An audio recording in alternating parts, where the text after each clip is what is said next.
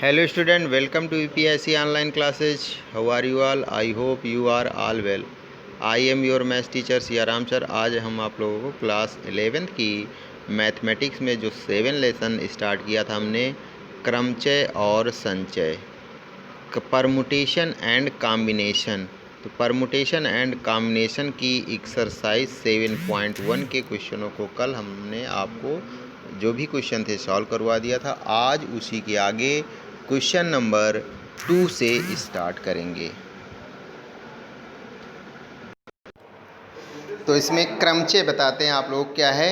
क्रमचय दो शब्दों क्रम तथा चयन से मिलकर बना होता है, जिसका अर्थ है क्रम प्लस चयन, यानी क्रमयुक्त चयन करना। क्रम से चयन करना किसी भी चीज़ का कहलाता है क्रमचय, यानी कि परमुटेशन। ठीक है, अब परिभाषा देखिए यहाँ पे दी गई है। दी हुई वस्तुओं में से कुछ अथवा सभी वस्तुओं को, कुछ वस्तुएं या फिर सभी वस्तुओं को एक साथ लेकर जितने विभिन्न क्रमों में रखा जाता है उसे ही क्रमचय कहा जाता है। या दूसरे शब्दों में कह सकते हैं, दी हुई वस्तुओं में से कुछ अथवा सभी वस्तुओं को एक साथ लेकर जितने विभिन्न विन्यास बनाए जाते हैं उनमें से प्रत्येक विन्यास को क्रमचय कहा जाता है। फॉर एग्जाम्पल, 3 अक्षरों ABC में से सभी अक्षरों को एक साथ लेकर क्रमचय निम्नलिखित हैं: ABC, ACB, फिर BCA, यानी इस प्रकार से इनका क्रम उलट पलट के किया गया तो यही हमारा क्रमचय कहलाएगा। ठीक है,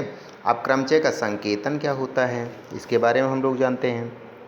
देखिए, इंग्लिश में क्रमचय को बोलते हैं परमुटेशन, तो इसलिए उसके पहले अक्षर यानी P से, परमुटेशन को P से हम लोग डिनोट करेंगे। ठीक है, किस अक्षर से? P से डिनोट करेंगे। जैसे n विभिन्न वस्तुओं में से r वस्तुएं एक साथ लेकर बने क्रमचयों की संख्या, जबकि n तथा r दो प्राकृतिक संख्याएं इस प्रकार हैं कि 1 is less than r equal to r is less than r equal to n। ठीक है, तो n विभिन्न वस्तुओं में से r वस्तुएं एक साथ लेकर बने क्रमचयों की संख्या वही होगी जो r रिक्त स्थानों को n विभिन्न वस्तुओं द्वारा भरने की विभिन्न विधियां होती है। अब जैसे यहाँ पे प्रथम स्थान n वस्तुओं में से किसी एक वस्तु के द्वारा भरा जा सकता है, प्रथम स्थान को भरने की n विधियां होंगी। इसी प्रकार दूसरे n-2। ठीक है, तो इस प्रकार से ये भरने की विधियां होंगी। तो संकेतन यानी इसको P से हम लोग डिनोट करते हैं, मैंने बताया। अब n वस्तुओं में से r वस्तुएं ली जाएं तो उसका परमुटेशन निकालने का तरीका हो जाएगा NPR। ठीक है, और NPR अब फैक्टोरियल को कैसे हम लोग तोड़ते हैं, यानी कि P को, परमुटेशन को कैसे तोड़ते हैं, तो उसके लिए NPR equal two factorial n अपान फैक्टोरियल n माइनस r, ये फार्मूला हो जाएगा हमारा P को तोड़ने का। अब n विभिन्न वस्तुओं में से सभी वस्तुएं एक साथ लेकर बनी क्रमचयों की संख्या, तो ये हो जाएगा NPR equal to n-1 n-2 up to dot dot n minus r plus 1। ठीक है, तो ये P को तोड़ने का तरीका होगा। फैक्टोरियल 0 का मान पहले ही बता चुके हैं हम आप लोगों को, कितना होता है? 1 होता है। जैसे यहाँ पे 0 NPR है तो इसका फार्मूला ये होता है।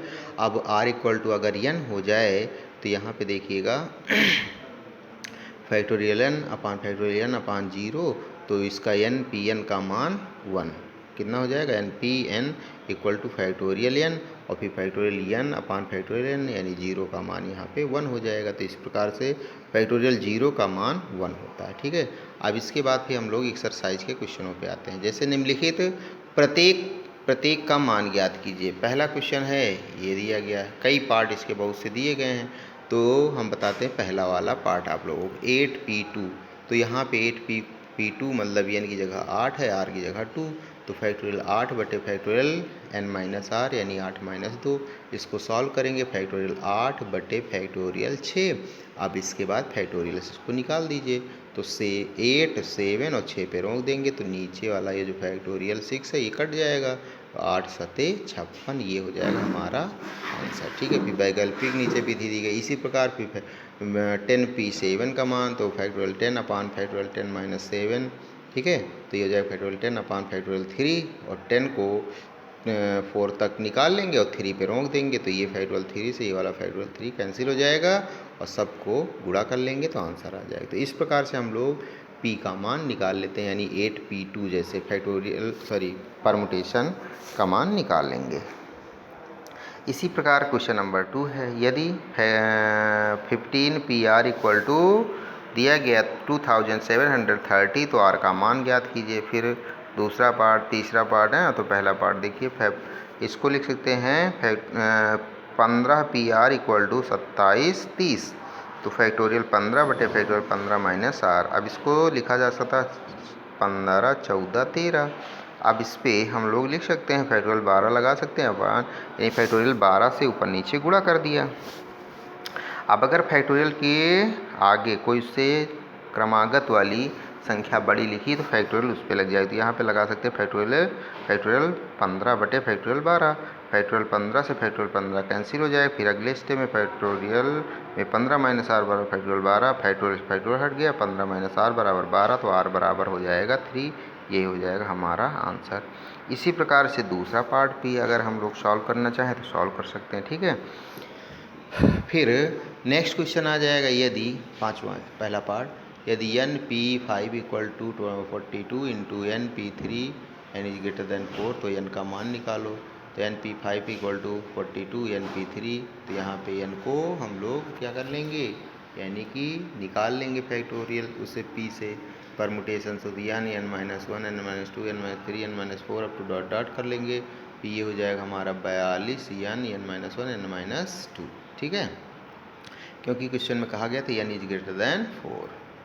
अब इसके बाद n-1 n-2 ये 0 के इक्वल नहीं हो सकता, इसलिए इनसे भाग करने पर जब भाग कर देंगे तो n-3 n-4 इक्वल टू 42 बचेगा।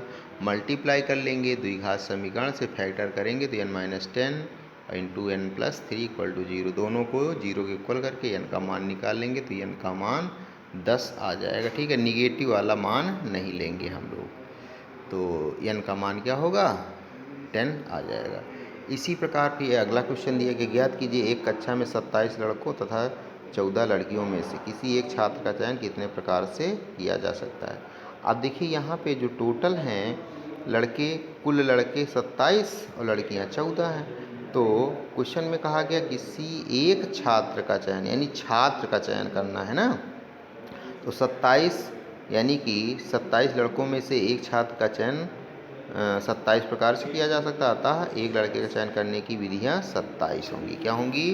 27 आ जाएंगी। इसी प्रकार लड़की का चयन करना हो तो 14 प्रकार से। पहला पार्ट, चूँकि हमें एक छात्र का चयन करना है अतः हम या तो एक लड़की का चयन कर सकते हैं अथवा एक लड़के का, परंतु दोनों का नहीं। अतः उक्त क्रियाएं परस्पर अपवर्जित योग के सिद्धांत से एक छात्र का चयन करने की विधियां दोनों को ऐड कर लेंगे तो ये आ जाएगा हमारा आंसर, यानी 41। 27 प्लस 14 करेंगे 41, ठीक है। तो ये थे इस एक्सरसाइज के क्वेश्चन। अब आगे के जो क्वेश्चन हैं उनको हम लोग नेक्स्ट वीडियो में सॉल्व करेंगे। आप लोग इस परमुटेशन के क्रमचय और संचय के क्वेश्चनों को सॉल्व करते रहें। जो प्रॉब्लम आती है उनको आप मैसेज करके पूछ सकते हैं। तो आज के लिए इतना ही। आगे क्वेश्चनों को हम लोग नेक्स्ट वीडियो में सॉल्व करेंगे। Thank you.